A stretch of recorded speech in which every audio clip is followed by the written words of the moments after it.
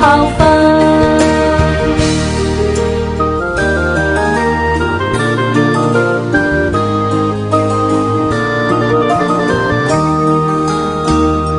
再次握握手，只想你以後有眼淚放心流，冷淡令人很難受。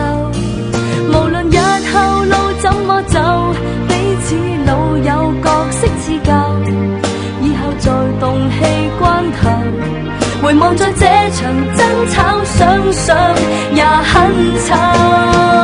原來朋友仔感情再天真，亦是我永遠也會愛惜的人。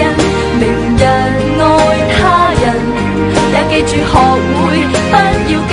原來朋友比戀人更高分，亦讓我開始懂得不記恨。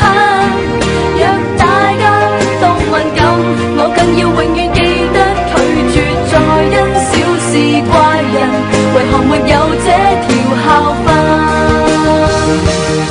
像望着自己的至親，往往太笨用鬥嘴，以後再不懂事過人，如何共我戀人熱吻？